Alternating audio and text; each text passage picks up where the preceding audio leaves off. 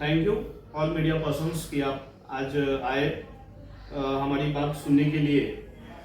Actually मैं आज यहाँ पे बैठा हूँ, जो विषय है वो एफआईआर क्रमांक 152 2023 विरार पुलिस स्टेशन, जो फरवरी में रजिस्टर होता है किसी एक अक्यूज के अगेंस्ट।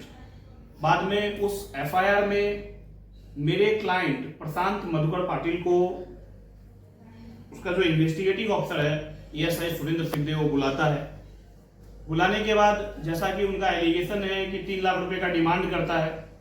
3 लाख रुपए डिमांड करने पे 2 लाख रुपए प्रशांत पाटिल उसको पे भी कर देता है। पे करने के बाद भी उसको अरेस्ट किया जाता है जुलाई के महीने में, यानी कि आफ्टर 6 मंथ। 6 महीने तक उन्होंने क्या किया केस में पता नहीं, जुलाई में अरेस्ट करता है। अरेस्ट करने के बाद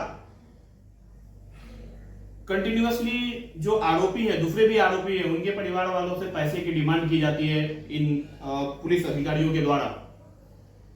और उसमें से 2 कंप्लेंट पहुंच जाता है डीसीपी के पास। पहले तो जो आरोपी दिलीप अठगले है, उसकी वाइफ अस्मिता अठगले कंप्लेंट देती है डीसीपी को कि सुरेंद्र सिवदे हमसे पैसे की डिमांड कर रहा है। उसके बाद फिर आरोपी प्रशांत पाटिल जो हमारे क्लाइंट है, उनकी मिसेज कंप्लेंट देती है डीसीपी को और सीपी साहब को, कमिश्नर ऑफ पुलिस को, कि सिवदे हमसे पैसे की डिमांड किया है और हमको मजबूरन पैसा देना ही पड़ा है। इस काइंड ऑफ एक्सटॉर्शन पैसा दिया हमने। उसके बाद जब ये मैटर दिखता है, कंप्लेन हो गया पुलिस अफसर, तो ये हीरो बनने के लिए क्या करते हैं कि ये पहली बार नहीं है कि एमआरटीपी का कोई एफआईआर रजिस्टर हुआ है विरार पुलिस स्टेशन में। फोर्ज ओसीसीसी वाला मैटर सामने आया है। पहले भी दूसरे एफआईआर क्रमांक 506 ऑफ 2023 और भी बहुत सारे दूसरे एफआईआर विरार पुलिस स्टेशन में एमआरटीपी के तहत दर्ज हुए, और उसमें बहुत सारे बिल्डिंग्स ऐसे थे जिसमें फोर्ज ओसीसीसी का यूज हुआ। लेकिन उस दौरान पुलिस वालों ने, मेरा ऐसा मानना है कि क्या किया, फोर्ज ओसीसीसी वाले चीजों को दबाया। अब क्यों दबाया? ये भ्रष्टाचार करने की वजह से दबाया। दबा के सिंपल एमआरटीपी करके आरोपी को कोर्ट में प्रोड्यूस किया, उनको एंटीसिपेटरी बेल लेने के लिए दूसरे आरोपी को मदद किया।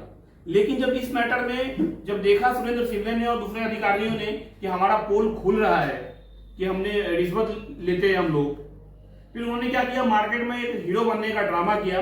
उन्होंने जितने भी मीडिया के लोग हैं सबको उन्होंने एसएमएस डाल के बुलाया, और बुला के उन्होंने मीडिया के सामने ये पेश किया कि हमने एक बहुत बड़ा स्कैम को बाहर निकाला है। 55 अलग अलग इलीगल बिल्डिंग के फोर्ज ओसीसीसी को हमने रिकवर किया है।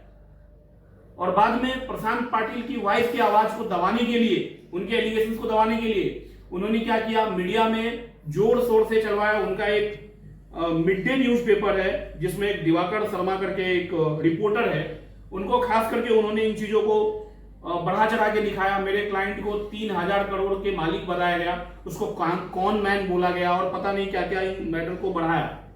और इन्होंने फुल बैटिंग किया कि सुरेंद्र सिवदे के ऊपर कोई कार्रवाई ना हो। अब हम लोग आते हैं सुरेंद्र सिवदे के ऊपर। सुरेंद्र सिवदे एक असिस्टेंट सब इंस्पेक्टर है, वो एक डेजिग्नेटेड ऑफिसर भी नहीं है। अगर पुलिस ऑफिसर के हम डेफिनेशंस में जाए तो ये डेजिग्नेटेड एक ऑफिसर होता है, जो ऑफिसर कहा जाता है वो भी नहीं है।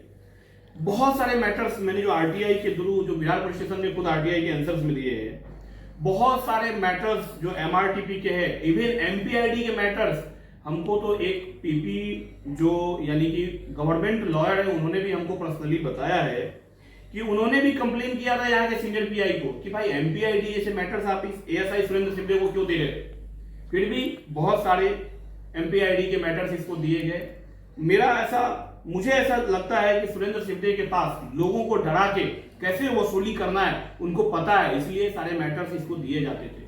मैं ऐसा क्यों बोल रहा हूं? क्योंकि 2022 में एक दूसरा आरोपी है, कोई नितिन उबाले करके, जो कांग्रेस का शायद लोकल लीडर भी है, उन्होंने भी ऐसे ही पत्र सीपी साहब को लिखा था। उनके साथ भी इसी तरह से मार पिटाई की गई थी। उनको बाद में उसने पैसा नहीं दिया तो उसके ऊपर एमपीआईडी का धारा भी इस पुलिस वाले ने लगाया था, इस सुरेंद्र सिवदे ने लगाया था। और उसके कंप्लेन पे जब वहां से सीपी साहब ने पूछा वहां के लोकल डीसीपी को कि भाई सुरेंद्र सिवदे इस तरह का काम करता है, तो डीसीपी का शायद ऐसा आंसर था कि सुरेंद्र सिवदे एक नॉन करप्ट ऑफिसर है, जबकि ये बात ऑन रिकॉर्ड है कि सुरेंद्र सिवदे के ऊपर ऑन ड्यूटी 2 एफआईआर है। एक एफआईआर बोईसर पुलिस स्टेशन में जो इसके ऊपर एक्सटॉर्शन का एफआईआर है, खंडनी का एफआईआर है, किसी गुटखा के प्रकरण में किसी गुटके वाले से इन्होंने एक्सटॉर्शन की कोशिश की थी और उसमें एफआईआर हुआ था। दूसरा एक एफआईआर है जो तुलिंज पुलिस स्टेशन में when he was on duty उन्होंने एक किसी पर्सन को उठा के लाके पुलिस कस्टडी में इतनी पिटाई की थी कि बाद में सुरेंद्र सिवदे के ऊपर एक्शन लेने के लिए उस फैमिली वाले को महीनों अनशन करना पड़ा था रोड पे बैठ के, तब जाके मोर्चा निकालना पड़ा था, तब जाके इसकी ये पहुंच है सिवदे की। भले ही वो एक असिस्टेंट सब इंस्पेक्टर है लेकिन उसकी जड़ें बहुत मजबूत है। क्या बात है कि पिछले आज 15 साल या उससे भी शायद ज्यादा ये विरार, वसई, बोईसर इतने ही आसपास के एरिया में उसकी पोस्टिंग होती है। सारे इसके जान पहचान वाले बिल्डर है। यहां तो देखो कोई एफआईआर में किसी की भी नाम हो सकती है, हमारी भी नाम हो सकती है, किसी की भी नाम हो सकती है। एफआईआर में नाम हो जाने से कोई भी आदमी कन्विक्ट नहीं हो जाता है, दोषी नहीं हो जाता है। और हमारा संविधान, हमारे देश का कानून बहुत सुंदर है, बहुत अच्छा कानून है। हमारा कानून कहता है कि अगर कोई आदमी किसी एफआईआर में अरेस्ट भी होता है तो भी उसके कुछ अधिकार है। पहला अधिकार कि उस आरोपी के परिवार वाले, उनके फ्रेंड, उनके वकील, उनको इन्फॉर्म किया जाए कि आपका सो एंड सो पर्सन, आपके रिलेटिव को हमने अरेस्ट किया है। दूसरी चीज, उस आरोपी के पास यह अधिकार है कि वो अपने पसंद का लॉयर उनके डिफेंस के लिए कोर्ट में खड़ा करे। लेकिन सुरेंद्र सिवदे के ऊपर लगातार बहुत सारे ऐसे कंप्लेन हुए। कंप्लेन की कॉपी हमारे टेबल पे है, मीडिया पर भी दोस्त, मैं अगर आपको चाहिए तो मैं देता हूं कि एक स्पेसिफिक एडवोकेट का नाम लेता है सुरेंद्र सिवदे की, इसके पास ही जाओ तो ही तुमको बेल मिलेगा, तो ही हम तुमको प्रेफरेंसेस देंगे। यानी ये तो अपना हिस्सा पुलिस वाले ये सिवदे ले ही लेता है लोगों से, आरोपियों से, लेकिन बाद में ये बात बाहर ना आ जाए। कोर्ट में कल जाके अगर कोई दूसरा वकील होगा तो अपने आरोपी से नेचुरली पूछता है कि क्या आपके साथ मार पिटाई हुई है क्या, कस्टडी में कोई इल ट्रीटमेंट पुलिस वाले ने किया है क्या आपने खाना खाया है क्या, कोई शिकायत तो नहीं है पुलिस के खिलाफ। ये ड्यूटी है, हम एज ए एडवोकेट जब हम किसी रिमांड को अटेंड करने जाते हैं किसी क्लाइंट के लिए तो हम लोग पूछते हैं, और ऐसी कोई चीज हमें दिखती है तो हम एप्लीकेशन करके ऑनरेबल कोर्ट के सामने रखते हैं। तो जस्ट बिकॉज कि वो एडवोकेट भी पुलिस के द्वारा ही दिया गया है तो कहां से उस पुलिस वाले के, उस वकील की ये हिम्मत होगी पुलिस के खिलाफ कुछ कोर्ट के सामने वो पेश करेगी, सच्चाई में कुछ हो भी तो भी। तो ये सारी चीजें इसमें आई है। कोर्ट के सामने प्रशांत पाटिल की मिसेज ने एफिडेविट फाइल किया है। एफिडेविट फाइल करना बहुत संगीन चीजें होती है, बहुत सीरियस चीजें होती है। एफिडेविट में साफ साफ इन्होंने कुछ ऑडियो रिकॉर्डिंग का जिक्र किया है, गोल्ड लोन का रिसिप्ट साथ में लगाया है और कोर्ट में इन्होंने फाइल किया है कि किस तरह से इनके साथ सुरेंद्र सिवदे ने एक्सटॉर्शन किया है, पैसे लिया है। फिर भी ये लेडी पूरा पैसा नहीं दे पाई क्योंकि इसका हस्बैंड कस्टडी में है, कहां से पैसा अरेंज कर पाएगी एक लेडी, बेचारी अपनी सारी ज्वेलरी को गिरवी मार के मुथूट फाइनेंस में पैसा दी।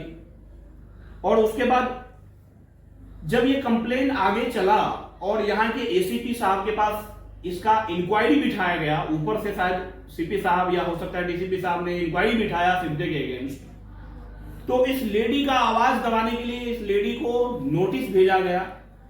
इस लेडी के हस्बैंड का नाम 11 अलग अलग एफआईआर जिसमें इसके हस्बैंड का यानी प्रशांत पाटिल का कोई लेना देना नहीं है, दूर दूर तक उसमें उसका नाम डाला गया। मैं कोई लेना देना नहीं है, अगर मैं बोलता हूं एज ए लॉयर तो मैं रिस्पॉन्सिबिलिटी से बोलता हूं, क्योंकि 3 मैटर 152 को अगर मैं छोड़ दूं तो 11 एफआईआर में से 3 एफआईआर में पुलिस वाले ने हमारे क्लाइंट प्रशांत पाटिल का कस्टडी मांगकर, और हमने भी कोर्ट को ओपनली कोर्ट को हमने आग्रह किया कि सर अगर पुलिस वाले को कस्टडी चाहिए हमारे क्लाइंट की तो 2-4 दिन बढ़ा के आप दे दो, ताकि अगर उसके खिलाफ कुछ होगा तो बाहर आना चाहिए। 3 एफआईआर में तावा लिया पुलिस वाले ने और उसके अगेंस्ट कुछ भी मिला नहीं। रिमांड रिपोर्ट कोर्ट में जाकर हुआ, कोर्ट ने रिमांड को एक्सटेंड किया नहीं। किसी एफआईआर में 1 दिन की रिमांड मिली तो किसी में 2 दिन की। बाद में हमारे क्लाइंट ने हमको शिकायत किया कि सर हमारा इस केसेस में कुछ लेना देना नहीं है और बेवजह मेरा तावा ये लोग घुमा रहे हैं और मुझे बहुत तकलीफ हो रही है। ये एक हम लोग ह्यूमन राइट कमीशन को अभी तक लेटर नहीं लिखा था, अब लोग हम लोग ह्यूमन राइट कमीशन को भी लेटर लिखने वाले हैं। ये एक मानवाधिकार का हनन है कि जिस केसेस में उसका कोई रोल नहीं है उस एफआईआर में आप उसका नाम लिख रहे हो। अच्छा 11 एफआईआर में उसका नाम क्यों आ गया, कैसे आ गया, इसकी भी कहानी बड़ी रोचक है। आप जरा समझिए कि एक पुलिस ऑफिसर जो एक केस का तपास कर रहा है वो नगर पालिका को लेटर लिखता है, वो नगर पालिका को लेटर लिखता है कि भाई तुम एफआईआर दर्ज करवाओ और इसमें प्रशांत पाटिल का भी नाम डालो। इस तरह का लेटर जो है विरार पुलिस स्टेशन ने नगर पालिका को लिखा है। और आपको बता दूं कि एमआरटीपी का एफआईआर कोई आम आदमी, हम या आप या कोई आम आदमी रजिस्टर नहीं करा सकता है। एमआरटीपी का एफआईआर रजिस्टर कराने का अधिकार सिर्फ और सिर्फ लोकल बॉडी का, यानी कि जो अथॉरिटी होती है उसके पास होता है। तो आप बीएमसी अपने दिमाग से या कुछ डॉक्यूमेंट्स हमारा देख के, हमारे क्लाइंट का देख के एफआईआर लिखवाने नहीं आया था। आपने नगर पालिका को इनवाइट करके, लेटर भेज के इनवाइट करके हमारे क्लाइंट के ऊपर आपने एफआईआर करवाया। ठीक है, आपने इनवाइट किया, तो क्या आपने जब तपास किया दूसरे पुलिस स्टेशन ने, वालिद ने, मानिकपुर ने, विरार पुलिस स्टेशन ने, क्या कुछ एविडेंसेस हमारे खिलाफ मिले? नहीं मिले। तो हमने फिर माननीय उच्च न्यायालय में एंटीसिपेटरी बेल फाइल किया, रीजन कि भाई हम लोग आरोपी का साइन और एफिडेविट नहीं ले सकते। माननीय उच्च न्यायालय ने माननीय सेशन कोर्ट वसई को ये रिक्वेस्ट किया है कि उनका बेल एप्लीकेशन जल्दी सुने, और उसमें वो एक कोर्ट की बातें हो गई।